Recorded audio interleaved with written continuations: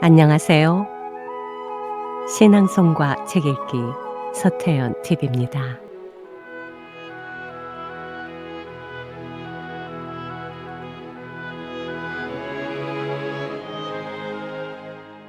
지금 이 순간을 살아라. 에크하르트 톨레. 진정한 깨달음이란 무엇인가요? 30년 동안 길가에 앉아서 국어를 해온 거지가 여느 날과 마찬가지로 한 품 줍쇼라는 말을 나지막이 중얼거리고 있었습니다. 거지가 내밀고 있는 낡은 야구 모자에는 가끔씩 동전이 떨어졌습니다. 지나가던 한 행인이 거지에게 말했습니다. 난 가진 게 아무것도 없으니 적선도 할 수가 없구려. 그런데 당신이 걸터 앉아있는 그건 뭐요? 이거 말이요. 그냥 낡은 상자일 뿐입죠. 난 늘상 이후에 앉아 있었소. 언제부터인지 모르지만 어쨌든 쭉 난 이 상자 위에 앉아 있었소만. 행인은 상자를 가리키며 말했습니다. 한 번이라도 그 안을 들여다본 적이 있어? 그건 봐서 뭘 하게요. 안에는 아무것도 없어요. 안을 한번 들여다보시구려. 행인이 다그쳤습니다. 거지는 마지못해 상자 뚜껑을 들어 올렸습니다. 그런데 웬일입니까? 상자 안에는 놀랍게도 황금이 가득 차 있었습니다. 나 또한 여러분에게 줄 것이 아무것도 없습니다.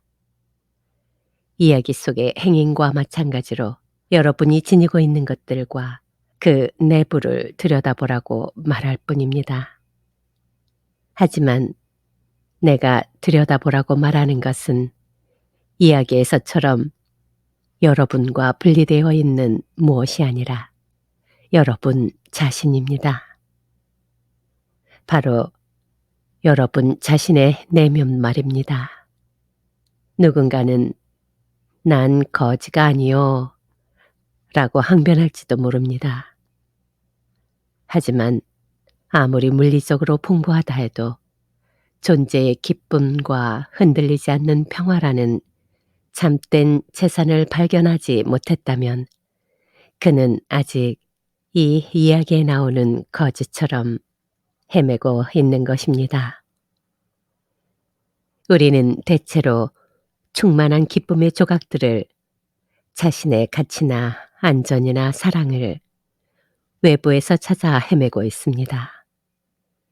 하지만 우리는 그 모든 것을, 아니 세상이 제공하는 그 무엇에도 비길 수 없는 보물 상자를 우리들 내면에 이미 갖고 있습니다. 깨달음이란 먼 데 있는 것이 아닙니다. 깨달음은 아무리 다가가도 붙잡을 수 없는 초월의 세계가 아닙니다. 자신의 존재와 하나됨으로써 느끼는 자연스러운 상태일 뿐입니다. 어떠한 힘 앞에서도 부서지지 않는 그 무엇, 겉거죽의 나보다 훨씬 위대한 그 무엇에 연결된 상태입니다. 내 이름과 모습 뒤에 숨어있는 본래의 나를 발견하는 것입니다. 이러한 연결 상태를 느끼지 못하기 때문에 진정한 나 자신으로부터, 나를 둘러싼 세계로부터 단절된 듯한 착각에 빠지게 되는 것입니다. 자각하든 자각하지 못하든 스스로를 외로운 섬처럼 여기게 되는 것은 그 때문입니다. 그래서 두려움이 엄습하고 안팎으로 갈등이 생겨나는 것입니다. 붓다는 깨달음을 번뇌의 끝이라고 했습니다. 나는 그 정의를 좋아합니다. 거기에는 인간성을 뛰어넘어야만 깨달을 수 있다는 어떠한 암시도 없습니다. 그렇습니다. 물론 그것이 깨달음에 대한 완벽한 정의라고는 할 수 없습니다. 깨달음이란 단지 번뇌가 아니라는 이야기일 뿐이니까요. 그러나 더 이상 번뇌가 없다면 무엇이 남을까요? 붓다는 거기에 대해서 말이 없습니다. 그 침묵에 담긴 알맹이는 우리 스스로 찾아야 합니다.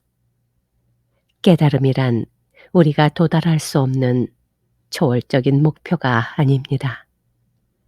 그것을 우리에게 알려주기 위해 붓다는 그런 표현을 사용한 것입니다. 그렇게 친절을 베풀었음에도 대다수의 불자들은 깨달음을 붓다만의 영역으로 치부해버리고 이번 생애에는 이룰 수 없는 일이라고 믿고 있습니다. 진정한 존재 상태란 어떤 것인가요? 태어나면 죽어야 하는 무수한 형태의 생명체 너머에는 영원한 오직 하나의 생명이 자리합니다. 그것은 저 너머에 있지만 모든 생명체 안에 깃들어 있습니다. 우리들 각자에게는 눈에 보이지 않고 영원히 부서지지 않는 영원한 생명이 깃들어 있는 것입니다. 우리는 지금이라도 당장 가장 깊은 곳에 있는 우리 자신, 우리의 진정한 본질에 접근할 수 있습니다. 그러나 이를 생각으로 이해하려고 하면 안 됩니다. 이해하려고 하지 마십시오. 생각이 정지되었을 때만 그 본질을 알 수 있습니다. 지금 이 순간에 충만하고 강렬하게 집중하고 있을 때만이 진정한 존재 상태를 느낄 수 있습니다. 마음의 헤아림으로는 그것을 이해할 수 없습니다. 그러한 있음의 상태에 활짝 깨어 있으면서 그 느낌, 그 알매에 머무는 것이 밝은 깨달음의 상태라고 할 수 있습니다.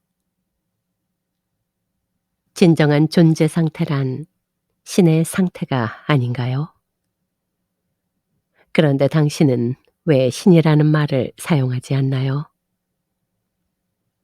신이라는 단어는 수천 년 동안 잘못 사용된 나머지 그 의미가 공허해지고 말았습니다. 나는 그 말을 아끼는 편입니다. 그 말의 뒤편에 광대하게 펼쳐지는 신성한 세계를 흙깃이나마 엿보지도 못한 사람들이 마치 잘 알고 있는 것처럼 태연스럽게 그 말을 사용하곤 합니다. 그들은 자신이 무엇을 부정하고 있는지 알지 못한 채 신을 부정하기도 합니다. 그 결과는 어떻습니까? 내가 믿는 신만이 유일한 신이고 당신이 믿는 신은 거짓이라는 어리석은 주장과 믿음에 빠지게 됩니다. 심지어 니체는 신은 죽었다는 명제를 남겨 유명해지기도 했습니다. 신이라는 말 자체가 닫힌 개념이 되어버렸습니다. 그 단어를 입 밖에 내는 순간 인간적인 어떤 이미지가 창조되고 맙니다. 지성으로는 단순히 흰 수염을 기른 노인이라고 생각하지 않을지라도 우리 밖에 있는 누군가를 상상하게 되죠. 그리고 그럴 경우에는 대체로 남성적인 누군가를 상상하게 마련입니다. 신이라고 하든 존재라고 하든 혹은 다른 단어를 쓰든 그 말 뒤에 숨은 실제를 정의하거나 설명할 수는 없습니다. 유일하게 중요한 문제가 있다면 그 말이 품고 있는 바를 우리가 경험하는 것입니다. 때로는 말 자체가 본래의 뜻을 방해하는 경우가 적지 않기 때문입니다. 우리 자신도 의식하지 못하는 사이에 우리 바깥에 누군가를 내세워 우상으로 삼으려는 경향이 있는 것이 사실입니다. 나는 존재라는 단어를 자주 사용하는 편입니다. 존재라는 단어는 신이라는 단어처럼 아무것도 설명해 주지 않지만 열린 개념이라는 장점이 있습니다. 적어도 그 단어는 눈에 보이지 않는 무한함을 제한된 것으로 축소하진 않습니다. 존재라는 말을 듣고 인간적인 이미지를 떠올릴 사람은 없을 것입니다. 대타적으로 독점할 수 있는 무엇이라고 생각할 사람도 없을 것입니다. 존재야말로 당신 자신의 정수입니다. 존재라고 하면 무엇보다도 당신 자신의 현존 상태를 우선적으로 느낄 수 있을 겁니다. 나는 이것이다. 나는 저것이다. 라고 규정하기 이전에 생생한 있음 자체를 가리키는 말인 것입니다. 그러므로 존재라는 단어는 당신 자신의 존재를 향해 한 발자국이라도 가까이 다가가게 하는 말입니다. 우리 자신의 진정한 존재 상태를 경험하지 못하게 가로막는 가장 큰 장애는 무엇이라고 생각하나요? 우리는 마음이라는 것을 우리 자신과 동일시합니다. 그 때문에 무언가를 생각하지 않으면 안 된다고 스스로를 억압하고 있는 것입니다. 생각을 멈출 수 없다는 것이 사실은 엄청난 고통임에도 우리는 이를 깨닫지 못하고 있습니다. 대부분의 사람들이 그런 고통을 겪으면서도 그것을 정상적인 것으로 받아들이고 있습니다. 그칠 줄 모르는 생각의 행렬이 소음이 되어 내면의 고요한 세계를 발견하지 못하도록 가로막고 있는 것입니다. 우리 자신의 진정한 본질은 내면의 고요한 세계와 일치합니다. 갖가지 생각을 헤아리면서 그런 생각들을 나라고 착각하기 때문에 거짓된 자아가 만들어지고 두려움과 고통의 그림자가 드리워지는 것입니다. 데카르트는 나는 생각한다. 그러므로 존재한다. 라는 명제를 만들어 놓고 가장 근본적인 진리를 발견했다고 믿었습니다. 하지만 그는 사실 가장 기본적인 오류를 범한 셈입니다. 생각을 자기 존재라고 착각한 것이지요. 우리들 대부분이 그렇지만 머릿속 헤아림을 쫓아가다 보면 문제와 갈등이 끊임없이 일어납니다. 그 결과 미친 듯이 복잡한 세상에 휩쓸리게 됩니다. 그리고 세상은 조각조각 부서진 우리들 마음을 고스란히 반영하고 있습니다. 깨달음이란 만물의 배경을 이루는 하나의 상태에 머물러 전체성으로서 살아가는 것이고 평화로운 상태입니다. 눈에 보이지 않는 가장 깊은 곳에 진정한 자아와 하나 될 뿐만 아니라 눈에 보이는 물질화된 세상 속의 생명력과도 하나가 되는 것입니다. 깨달음이란 안팎으로 일어나는 고통과 계속되는 갈등의 끝일 뿐 아니라 멈출 줄 모르는 생각의 끝이기도 합니다. 우리를 노예처럼 구속하는 생각으로부터 벗어난다는 것은 얼마나 멋진 해방입니까? 자신을 마음과 동일시하면 보이지 않는 장막이 생겨나 고정관념에 사로잡히게 되고 말이나 이미지를 곡해하고 자기 나름의 판단을 내리게 되므로 진정한 관계를 이루지 못하게 됩니다. 그 장막이 당신과 진정한 당신 사이를, 당신과 당신의 동료 사이를, 당신과 자연 사이를, 당신과 신 사이를 가로막고 있습니다. 이런 생각의 장막으로 인해 서로 분리되어 있다는 착각을 하게 되는 것입니다. 그래서 당신은 여기에 있고 당신과는 전적으로 분리된 다른 것이 저기에 있다는 환상 속에서 살아가게 되는 것입니다. 눈에 보이는 물리적인 모습들과 형상들의 차원 밑바닥에서 당신은 진실로 만물과 하나입니다. 생각이라는 장막에 가려 그 본질을 잊고 있을 뿐입니다.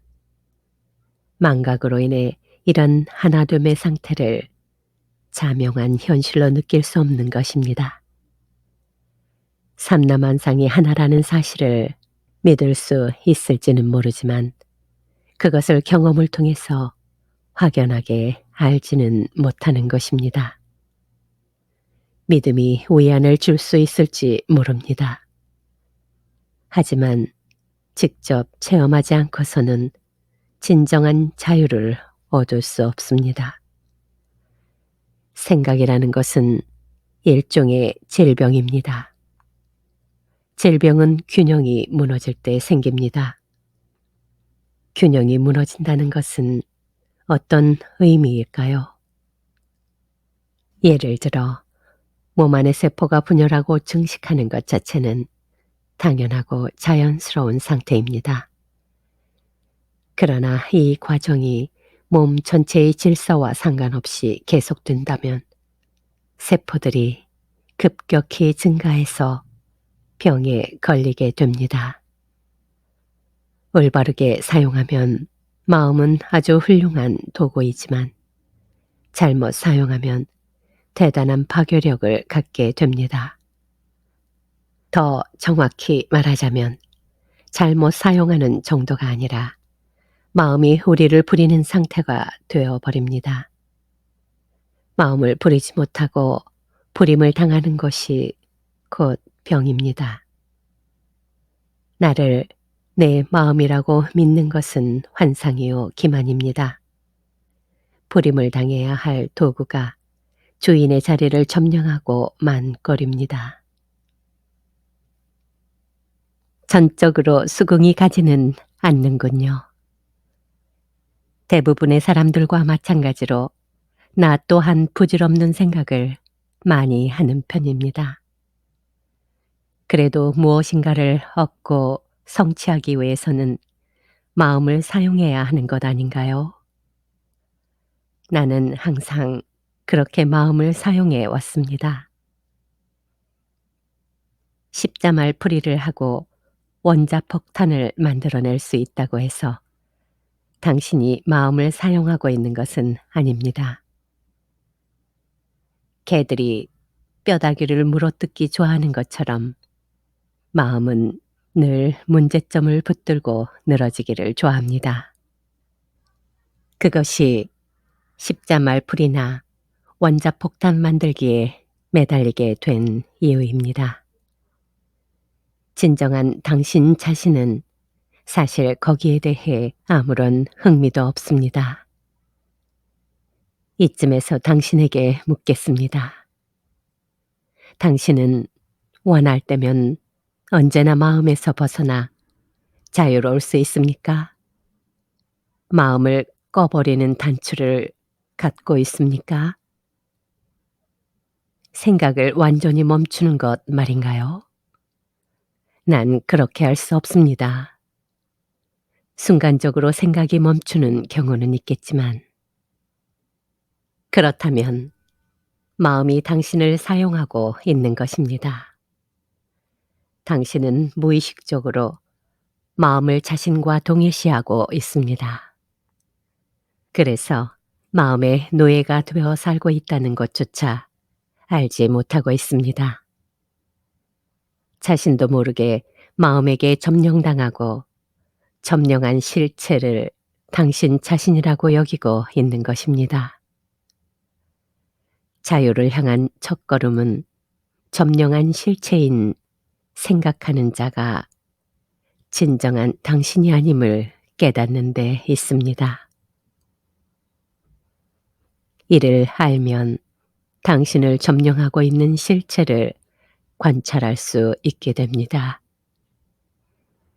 생각하는 자아를 유심히 지켜보기 시작하는 순간 더 높은 차원의 의식이 활성화되는 겁니다.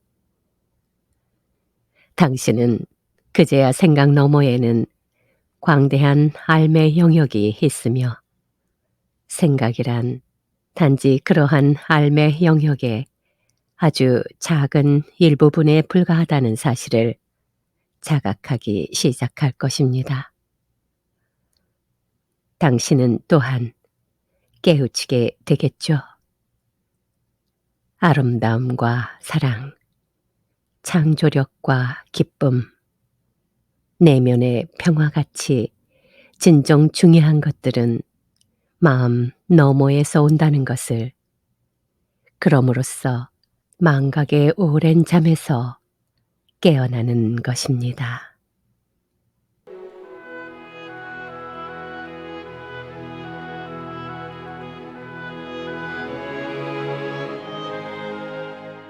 진정한 깨달음이란 무엇인가요?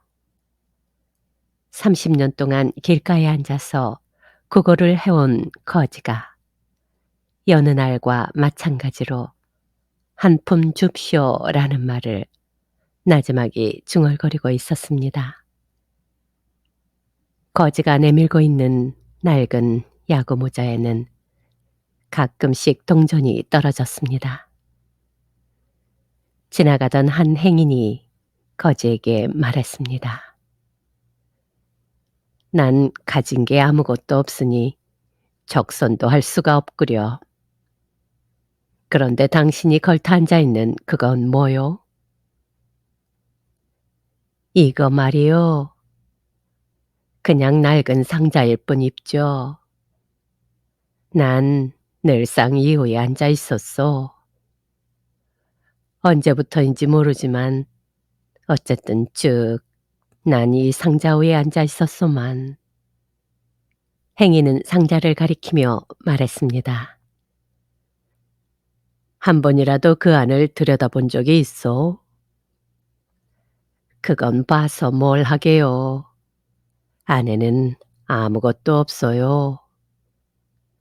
안을 한번 들여다보시구려. 행인이 다그쳤습니다. 거지는 마지못해 상자 뚜껑을 들어 올렸습니다. 그런데 웬일입니까? 상자 안에는 놀랍게도 황금이 가득 차 있었습니다. 나 또한 여러분에게 줄 것이 아무것도 없습니다. 이야기 속의 행인과 마찬가지로 여러분이 지니고 있는 것들과 그 내부를 들여다보라고 말할 뿐입니다. 하지만 내가 들여다보라고 말하는 것은 이야기에서처럼 여러분과 분리되어 있는 무엇이 아니라 여러분 자신입니다. 바로 여러분 자신의 내면 말입니다. 누군가는 난 거지가 아니요 라고 항변할지도 모릅니다. 하지만 아무리 물리적으로 풍부하다 해도 존재의 기쁨과 흔들리지 않는 평화라는 참된 재산을 발견하지 못했다면 그는 아직 이 이야기에 나오는 거지처럼 헤매고 있는 것입니다. 우리는 대체로 충만한 기쁨의 조각들을 자신의 가치나 안전이나 사랑을 외부에서 찾아 헤매고 있습니다.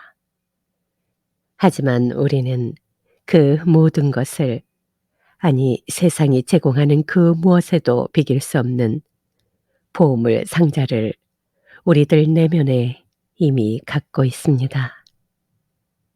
깨달음이란 먼 데 있는 것이 아닙니다. 깨달음은 아무리 다가가도 붙잡을 수 없는 초월의 세계가 아닙니다. 자신의 존재와 하나됨으로써 느끼는 자연스러운 상태일 뿐입니다. 어떠한 힘 앞에서도 부서지지 않는 그 무엇, 겉거죽의 나보다 훨씬 위대한 그 무엇에 연결된 상태입니다. 내 이름과 모습 뒤에 숨어있는 본래의 나를 발견하는 것입니다. 이러한 연결 상태를 느끼지 못하기 때문에 진정한 나 자신으로부터, 나를 둘러싼 세계로부터 단절된 듯한 착각에 빠지게 되는 것입니다. 자각하든 자각하지 못하든 스스로를 외로운 섬처럼 여기게 되는 것은 그 때문입니다. 그래서 두려움이 엄습하고 안팎으로 갈등이 생겨나는 것입니다. 붓다는 깨달음을 번뇌의 끝이라고 했습니다. 나는 그 정의를 좋아합니다. 거기에는 인간성을 뛰어넘어야만 깨달을 수 있다는 어떠한 암시도 없습니다. 그렇습니다. 물론 그것이 깨달음에 대한 완벽한 정의라고는 할 수 없습니다. 깨달음이란 단지 번뇌가 아니라는 이야기일 뿐이니까요. 그러나 더 이상 번뇌가 없다면 무엇이 남을까요? 붓다는 거기에 대해서 말이 없습니다. 그 침묵에 담긴 알맹이는 우리 스스로 찾아야 합니다. 깨달음이란 우리가 도달할 수 없는 초월적인 목표가 아닙니다.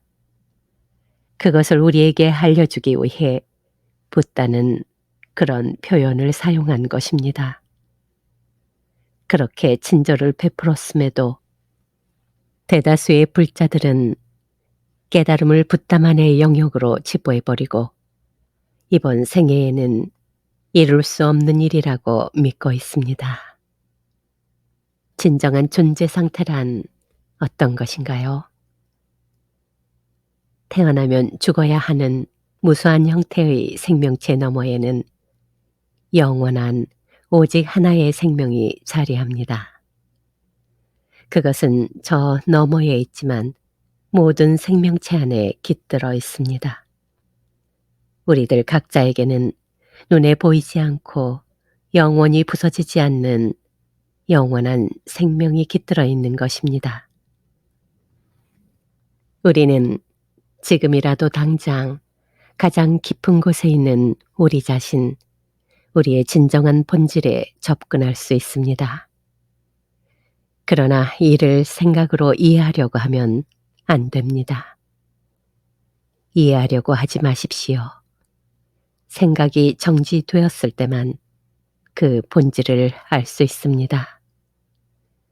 지금 이 순간에 충만하고 강렬하게 집중하고 있을 때만이 진정한 존재 상태를 느낄 수 있습니다. 마음의 헤아림으로는 그것을 이해할 수 없습니다. 그러한 있음의 상태에 활짝 깨어 있으면서 그 느낌, 그 알매에 머무는 것이 밝은 깨달음의 상태라고 할 수 있습니다. 진정한 존재 상태란 신의 상태가 아닌가요? 그런데 당신은 왜 신이라는 말을 사용하지 않나요? 신이라는 단어는 수천 년 동안 잘못 사용된 나머지 그 의미가 공허해지고 말았습니다. 나는 그 말을 아끼는 편입니다. 그 말의 뒤편에 광대하게 펼쳐지는 신성한 세계를 흙깃이나마 엿보지도 못한 사람들이 마치 잘 알고 있는 것처럼 태연스럽게 그 말을 사용하곤 합니다. 그들은 자신이 무엇을 부정하고 있는지 알지 못한 채 신을 부정하기도 합니다. 그 결과는 어떻습니까?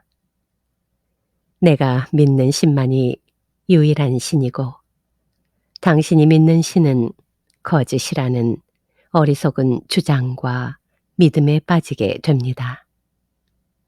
심지어 니체는 신은 죽었다는 명제를 남겨 유명해지기도 했습니다. 신이라는 말 자체가 닫힌 개념이 되어버렸습니다. 그 단어를 입 밖에 내는 순간 인간적인 어떤 이미지가 창조되고 맙니다. 지성으로는 단순히 흰 수염을 기른 노인이라고 생각하지 않을지라도 우리 밖에 있는 누군가를 상상하게 되죠. 그리고 그럴 경우에는 대체로 남성적인 누군가를 상상하게 마련입니다. 신이라고 하든 존재라고 하든 혹은 다른 단어를 쓰든 그 말 뒤에 숨은 실제를 정의하거나 설명할 수는 없습니다. 유일하게 중요한 문제가 있다면 그 말이 품고 있는 바를 우리가 경험하는 것입니다. 때로는 말 자체가 본래의 뜻을 방해하는 경우가 적지 않기 때문입니다. 우리 자신도 의식하지 못하는 사이에 우리 바깥에 누군가를 내세워 우상으로 삼으려는 경향이 있는 것이 사실입니다. 나는 존재라는 단어를 자주 사용하는 편입니다. 존재라는 단어는 신이라는 단어처럼 아무것도 설명해 주지 않지만 열린 개념이라는 장점이 있습니다. 적어도 그 단어는 눈에 보이지 않는 무한함을 제한된 것으로 축소하진 않습니다. 존재라는 말을 듣고 인간적인 이미지를 떠올릴 사람은 없을 것입니다. 배타적으로 독점할 수 있는 무엇이라고 생각할 사람도 없을 것입니다. 존재야말로 당신 자신의 정수입니다.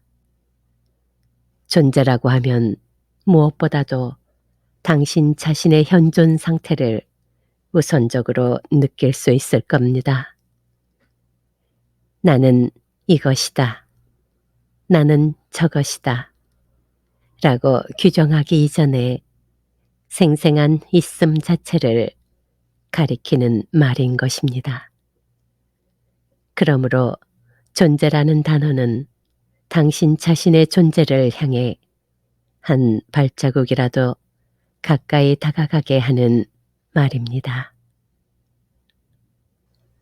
우리 자신의 진정한 존재 상태를 경험하지 못하게 가로막는 가장 큰 장애는 무엇이라고 생각하나요?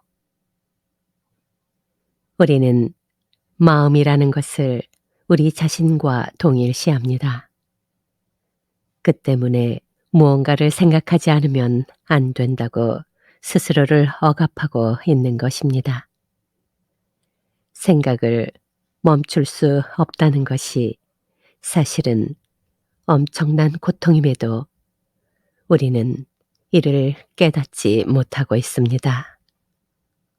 대부분의 사람들이 그런 고통을 겪으면서도 그것을 정상적인 것으로 받아들이고 있습니다. 그칠 줄 모르는 생각의 행렬이 소음이 되어 내면의 고요한 세계를 발견하지 못하도록 가로막고 있는 것입니다. 우리 자신의 진정한 본질은 내면의 고요한 세계와 일치합니다. 갖가지 생각을 헤아리면서 그런 생각들을 나라고 착각하기 때문에 거짓된 자아가 만들어지고 두려움과 고통의 그림자가 드리워지는 것입니다. 데카르트는 나는 생각한다, 그러므로 존재한다 라는 명제를 만들어 놓고 가장 근본적인 진리를 발견했다고 믿었습니다. 하지만 그는 사실 가장 기본적인 오류를 범한 셈입니다. 생각을 자기 존재라고 착각한 것이지요. 우리들 대부분이 그렇지만 머릿속 헤아림을 쫓아가다 보면 문제와 갈등이 끊임없이 일어납니다. 그 결과 미친 듯이 복잡한 세상에 휩쓸리게 됩니다. 그리고 세상은 조각조각 부서진 우리들 마음을 고스란히 반영하고 있습니다. 깨달음이란 만물의 배경을 이루는 하나의 상태에 머물러 전체성으로서 살아가는 것이고 평화로운 상태입니다. 눈에 보이지 않는 가장 깊은 곳에 진정한 자아와 하나 될 뿐만 아니라 눈에 보이는 물질화된 세상 속의 생명력과도 하나가 되는 것입니다. 깨달음이란 안팎으로 일어나는 고통과 계속되는 갈등의 끝일 뿐 아니라 멈출 줄 모르는 생각의 끝이기도 합니다.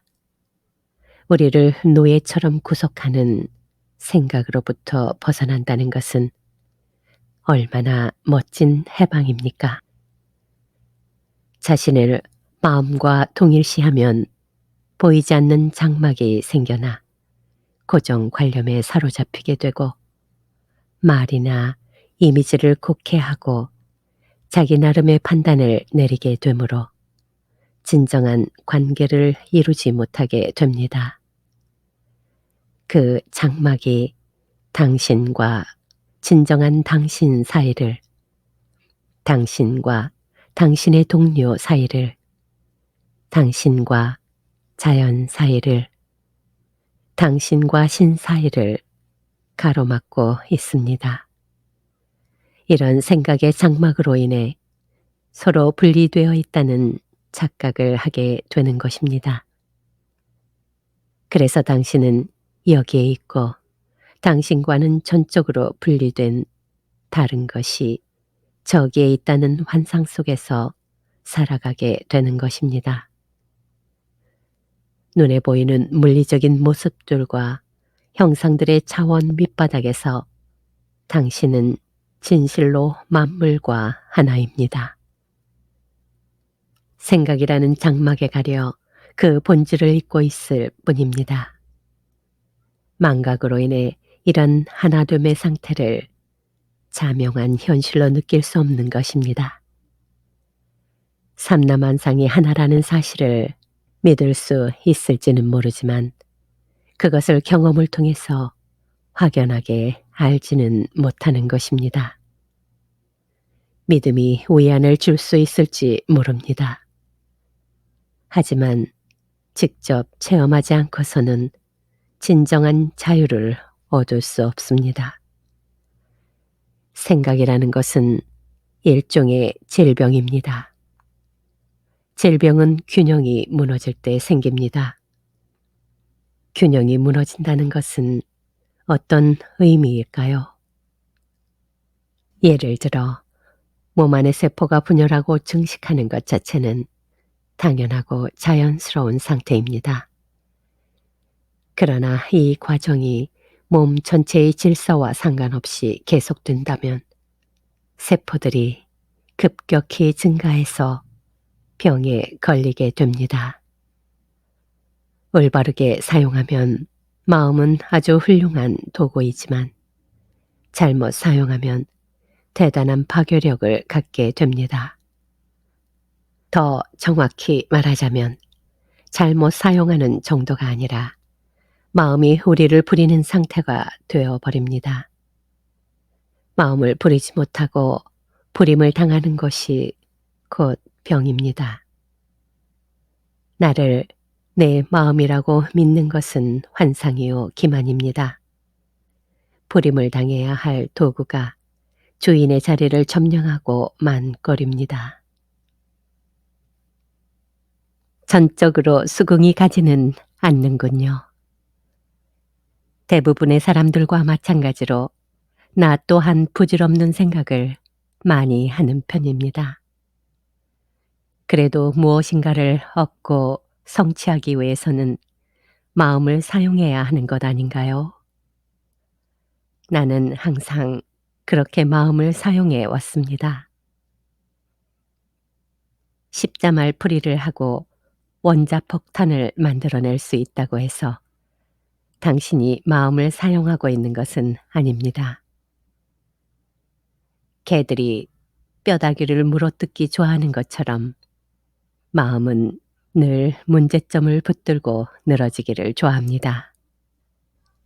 그것이 십자말풀이나 원자폭탄 만들기에 매달리게 된 이유입니다. 진정한 당신 자신은 사실 거기에 대해 아무런 흥미도 없습니다. 이쯤에서 당신에게 묻겠습니다. 당신은 원할 때면 언제나 마음에서 벗어나 자유로울 수 있습니까? 마음을 꺼버리는 단추를 갖고 있습니까? 생각을 완전히 멈추는 것 말인가요? 난 그렇게 할 수 없습니다. 순간적으로 생각이 멈추는 경우는 있겠지만, 그렇다면 마음이 당신을 사용하고 있는 것입니다. 당신은 무의식적으로 마음을 자신과 동일시하고 있습니다. 그래서 마음의 노예가 되어 살고 있다는 것조차 알지 못하고 있습니다. 자신도 모르게 마음에게 점령당하고 점령한 실체를 당신 자신이라고 여기고 있는 것입니다.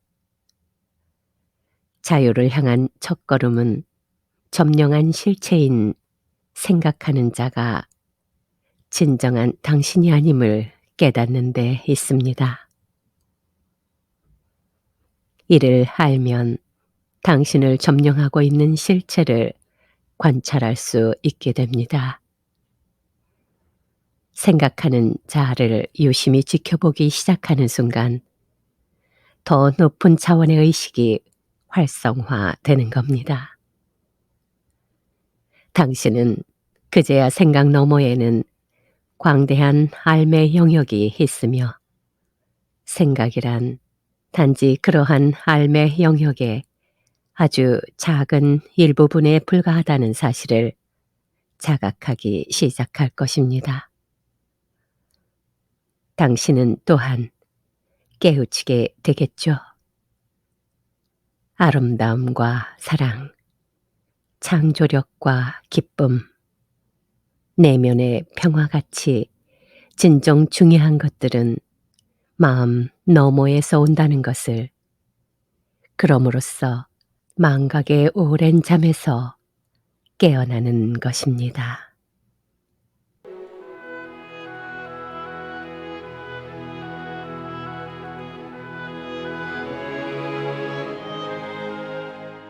진정한 깨달음이란 무엇인가요? 30년 동안 길가에 앉아서 국어를 해온 거지가 여느 날과 마찬가지로 한 품 줍쇼라는 말을 나지막이 중얼거리고 있었습니다. 거지가 내밀고 있는 낡은 야구 모자에는 가끔씩 동전이 떨어졌습니다. 지나가던 한 행인이 거지에게 말했습니다. 난 가진 게 아무것도 없으니 적선도 할 수가 없구려. 그런데 당신이 걸터 앉아있는 그건 뭐요? 이거 말이요. 그냥 낡은 상자일 뿐입죠. 난 늘상 이호에 앉아 있었소. 언제부터인지 모르지만 어쨌든 쭉 난 이 상자 위에 앉아 있었소만. 행인은 상자를 가리키며 말했습니다. 한 번이라도 그 안을 들여다본 적이 있어? 그건 봐서 뭘 하게요. 안에는 아무것도 없어요. 안을 한번 들여다보시구려. 행인이 다그쳤습니다. 거지는 마지못해 상자 뚜껑을 들어 올렸습니다. 그런데 웬일입니까? 상자 안에는 놀랍게도 황금이 가득 차 있었습니다. 나 또한 여러분에게 줄 것이 아무것도 없습니다. 이야기 속의 행인과 마찬가지로 여러분이 지니고 있는 것들과 그 내부를 들여다보라고 말할 뿐입니다. 하지만 내가 들여다보라고 말하는 것은 이야기에서처럼 여러분과 분리되어 있는 무엇이 아니라 여러분 자신입니다. 바로 여러분 자신의 내면 말입니다. 누군가는 난 거지가 아니요 라고 항변할지도 모릅니다. 하지만 아무리 물리적으로 풍부하다 해도 존재의 기쁨과 흔들리지 않는 평화라는 참된 재산을 발견하지 못했다면 그는 아직 이 이야기에 나오는 거지처럼 헤매고 있는 것입니다. 우리는 대체로 충만한 기쁨의 조각들을 자신의 가치나 안전이나 사랑을 외부에서 찾아 헤매고 있습니다.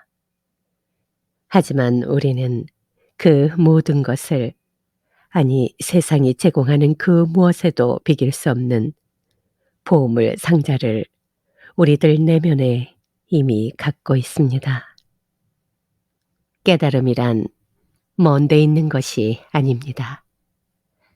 깨달음은 아무리 다가가도 붙잡을 수 없는 초월의 세계가 아닙니다. 자신의 존재와 하나됨으로써 느끼는 자연스러운 상태일 뿐입니다. 어떠한 힘 앞에서도 부서지지 않는 그 무엇, 겉거죽의 나보다 훨씬 위대한 그 무엇에 연결된 상태입니다. 내 이름과 모습 뒤에 숨어있는 본래의 나를 발견하는 것입니다. 이러한 연결 상태를 느끼지 못하기 때문에 진정한 나 자신으로부터, 나를 둘러싼 세계로부터 단절된 듯한 착각에 빠지게 되는 것입니다. 자각하든 자각하지 못하든 스스로를 외로운 섬처럼 여기게 되는 것은 그 때문입니다. 그래서 두려움이 엄습하고 안팎으로 갈등이 생겨나는 것입니다. 붓다는 깨달음을 번뇌의 끝이라고 했습니다. 나는 그 정의를 좋아합니다. 거기에는 인간성을 뛰어넘어야만 깨달을 수 있다는 어떠한 암시도 없습니다. 그렇습니다. 물론 그것이 깨달음에 대한 완벽한 정의라고는 할 수 없습니다. 깨달음이란 단지 번뇌가 아니라는 이야기일 뿐이니까요. 그러나 더 이상 번뇌가 없다면 무엇이 남을까요? 붓다는 거기에 대해서 말이 없습니다. 그 침묵에 담긴 알맹이는 우리 스스로 찾아야 합니다. 깨달음이란 우리가 도달할 수 없는 초월적인 목표가 아닙니다. 그것을 우리에게 알려주기 위해 붓다는 그런 표현을 사용한 것입니다. 그렇게 친절을 베풀었음에도 대다수의 불자들은 깨달음을 부다만의 영역으로 치부해버리고 이번 생애에는 이룰 수 없는 일이라고 믿고 있습니다. 진정한 존재 상태란 어떤 것인가요? 태어나면 죽어야 하는 무수한 형태의 생명체 너머에는 영원한 오직 하나의 생명이 자리합니다. 그것은 저 너머에 있지만 모든 생명체 안에 깃들어 있습니다. 우리들 각자에게는 눈에 보이지 않고 영원히 부서지지 않는 영원한 생명이 깃들어 있는 것입니다. 우리는 지금이라도 당장 가장 깊은 곳에 있는 우리 자신, 우리의 진정한 본질에 접근할 수 있습니다. 그러나 이를 생각으로 이해하려고 하면 안 됩니다. 이해하려고 하지 마십시오. 생각이 정지되었을 때만 그 본질을 알 수 있습니다. 지금 이 순간에 충만하고 강렬하게 집중하고 있을 때만이 진정한 존재 상태를 느낄 수 있습니다. 마음의 헤아림으로는 그것을 이해할 수 없습니다.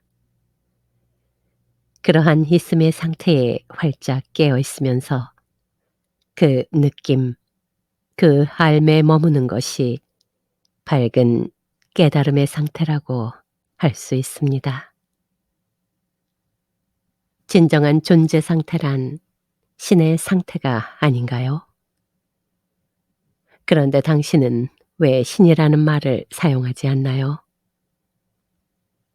신이라는 단어는 수천 년 동안 잘못 사용된 나머지 그 의미가 공허해지고 말았습니다. 나는 그 말을 아끼는 편입니다. 그 말의 뒤편에 광대하게 펼쳐지는 신성한 세계를 흙깃이나마 엿보지도 못한 사람들이 마치 잘 알고 있는 것처럼 태연스럽게 그 말을 사용하곤 합니다. 그들은 자신이 무엇을 부정하고 있는지 알지 못한 채 신을 부정하기도 합니다. 그 결과는 어떻습니까? 내가 믿는 신만이 유일한 신이고 당신이 믿는 신은 거짓이라는 어리석은 주장과 믿음에 빠지게 됩니다. 심지어 니체는 신은 죽었다는 명제를 남겨 유명해지기도 했습니다. 신이라는 말 자체가 닫힌 개념이 되어버렸습니다. 그 단어를 입 밖에 내는 순간 인간적인 어떤 이미지가 창조되고 맙니다. 지성으로는 단순히 흰 수염을 기른 노인이라고 생각하지 않을지라도 우리 밖에 있는 누군가를 상상하게 되죠. 그리고 그럴 경우에는 대체로 남성적인 누군가를 상상하게 마련입니다. 신이라고 하든 존재라고 하든 혹은 다른 단어를 쓰든 그 말 뒤에 숨은 실제를 정의하거나 설명할 수는 없습니다. 유일하게 중요한 문제가 있다면 그 말이 품고 있는 바를 우리가 경험하는 것입니다. 때로는 말 자체가 본래의 뜻을 방해하는 경우가 적지 않기 때문입니다. 우리 자신도 의식하지 못하는 사이에 우리 바깥에 누군가를 내세워 우상으로 삼으려는 경향이 있는 것이 사실입니다. 나는 존재라는 단어를 자주 사용하는 편입니다. 존재라는 단어는 신이라는 단어처럼 아무것도 설명해 주지 않지만 열린 개념이라는 장점이 있습니다. 적어도 그 단어는 눈에 보이지 않는 무한함을 제한된 것으로 축소하진 않습니다. 존재라는 말을 듣고 인간적인 이미지를 떠올릴 사람은 없을 것입니다. 배타적으로 독점할 수 있는 무엇이라고 생각할 사람도 없을 것입니다. 존재야말로 당신 자신의 정수입니다. 존재라고 하면 무엇보다도 당신 자신의 현존 상태를 우선적으로 느낄 수 있을 겁니다. 나는 이것이다. 나는 저것이다. 라고 규정하기 이전에 생생한 있음 자체를 가리키는 말인 것입니다. 그러므로 존재라는 단어는 당신 자신의 존재를 향해 한 발자국이라도 가까이 다가가게 하는 말입니다. 우리 자신의 진정한 존재 상태를 경험하지 못하게 가로막는 가장 큰 장애는 무엇이라고 생각하나요? 우리는 마음이라는 것을 우리 자신과 동일시합니다. 그 때문에 무언가를 생각하지 않으면 안 된다고 스스로를 억압하고 있는 것입니다. 생각을 멈출 수 없다는 것이 사실은 엄청난 고통임에도 우리는 이를 깨닫지 못하고 있습니다. 대부분의 사람들이 그런 고통을 겪으면서도 그것을 정상적인 것으로 받아들이고 있습니다. 그칠 줄 모르는 생각의 행렬이 소음이 되어 내면의 고요한 세계를 발견하지 못하도록 가로막고 있는 것입니다. 우리 자신의 진정한 본질은 내면의 고요한 세계와 일치합니다. 갖가지 생각을 헤아리면서 그런 생각들을 나라고 착각하기 때문에 거짓된 자아가 만들어지고 두려움과 고통의 그림자가 드리워지는 것입니다. 데카르트는 나는 생각한다, 그러므로 존재한다 라는 명제를 만들어 놓고 가장 근본적인 진리를 발견했다고 믿었습니다. 하지만 그는 사실 가장 기본적인 오류를 범한 셈입니다. 생각을 자기 존재라고 착각한 것이지요. 우리들 대부분이 그렇지만 머릿속 헤아림을 쫓아가다 보면 문제와 갈등이 끊임없이 일어납니다. 그 결과 미친 듯이 복잡한 세상에 휩쓸리게 됩니다. 그리고 세상은 조각조각 부서진 우리들 마음을 고스란히 반영하고 있습니다. 깨달음이란 만물의 배경을 이루는 하나의 상태에 머물러 전체성으로서 살아가는 것이고 평화로운 상태입니다. 눈에 보이지 않는 가장 깊은 곳에 진정한 자아와 하나 될 뿐만 아니라 눈에 보이는 물질화된 세상 속의 생명력과도 하나가 되는 것입니다.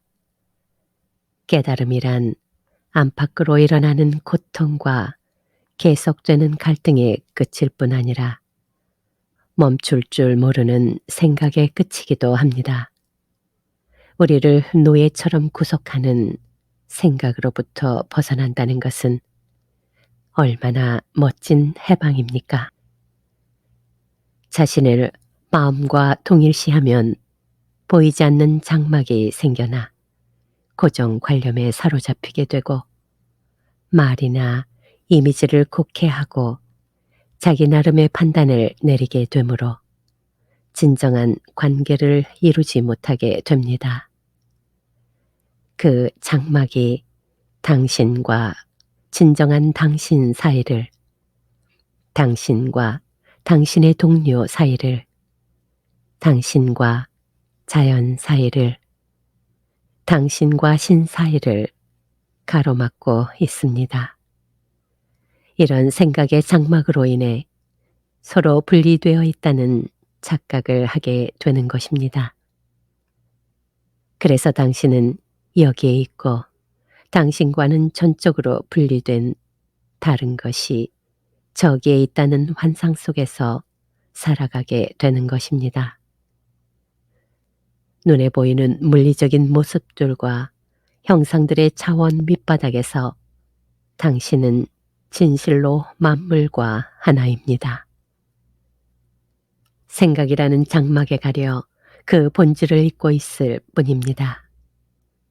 망각으로 인해 이런 하나됨의 상태를 자명한 현실로 느낄 수 없는 것입니다. 삼라만상이 하나라는 사실을 믿을 수 있을지는 모르지만 그것을 경험을 통해서 확연하게 알지는 못하는 것입니다. 믿음이 위안을 줄 수 있을지 모릅니다. 하지만 직접 체험하지 않고서는 진정한 자유를 얻을 수 없습니다. 생각이라는 것은 일종의 질병입니다. 질병은 균형이 무너질 때 생깁니다. 균형이 무너진다는 것은 어떤 의미일까요? 예를 들어 몸 안의 세포가 분열하고 증식하는 것 자체는 당연하고 자연스러운 상태입니다. 그러나 이 과정이 몸 전체의 질서와 상관없이 계속된다면 세포들이 급격히 증가해서 병에 걸리게 됩니다.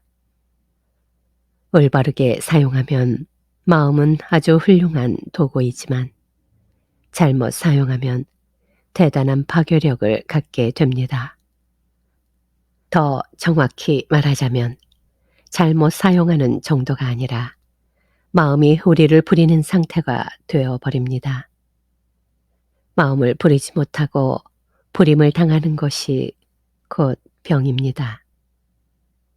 나를 내 마음이라고 믿는 것은 환상이요 기만입니다. 부림을 당해야 할 도구가 주인의 자리를 점령하고 만거립니다. 전적으로 수긍이 가지는 않는군요. 대부분의 사람들과 마찬가지로 나 또한 부질없는 생각을 많이 하는 편입니다. 그래도 무엇인가를 얻고 성취하기 위해서는 마음을 사용해야 하는 것 아닌가요? 나는 항상 그렇게 마음을 사용해 왔습니다. 십자말 풀이를 하고 원자 폭탄을 만들어낼 수 있다고 해서 당신이 마음을 사용하고 있는 것은 아닙니다. 개들이 뼈다귀를 물어뜯기 좋아하는 것처럼 마음은 늘 문제점을 붙들고 늘어지기를 좋아합니다. 그것이 십자말풀이나 원자폭탄 만들기에 매달리게 된 이유입니다. 진정한 당신 자신은 사실 거기에 대해 아무런 흥미도 없습니다. 이쯤에서 당신에게 묻겠습니다. 당신은 원할 때면 언제나 마음에서 벗어나 자유로울 수 있습니까? 마음을 꺼버리는 단추를 갖고 있습니까? 생각을 완전히 멈추는 것 말인가요? 난 그렇게 할 수 없습니다. 순간적으로 생각이 멈추는 경우는 있겠지만, 그렇다면 마음이 당신을 사용하고 있는 것입니다. 당신은 무의식적으로 마음을 자신과 동일시하고 있습니다. 그래서 마음의 노예가 되어 살고 있다는 것조차 알지 못하고 있습니다. 자신도 모르게 마음에게 점령당하고 점령한 실체를 당신 자신이라고 여기고 있는 것입니다. 자유를 향한 첫걸음은 점령한 실체인 생각하는 자가 진정한 당신이 아님을 깨닫는 데 있습니다. 이를 알면 당신을 점령하고 있는 실체를 관찰할 수 있게 됩니다. 생각하는 자아를 유심히 지켜보기 시작하는 순간 더 높은 차원의 의식이 활성화되는 겁니다. 당신은 그제야 생각 너머에는 광대한 삶의 영역이 있으며 생각이란 단지 그러한 삶의 영역의 아주 작은 일부분에 불과하다는 사실을 자각하기 시작할 것입니다. 당신은 또한 깨우치게 되겠죠. 아름다움과 사랑, 창조력과 기쁨, 내면의 평화같이 진정 중요한 것들은 마음 너머에서 온다는 것을, 그럼으로써 망각의 오랜 잠에서 깨어나는 것입니다.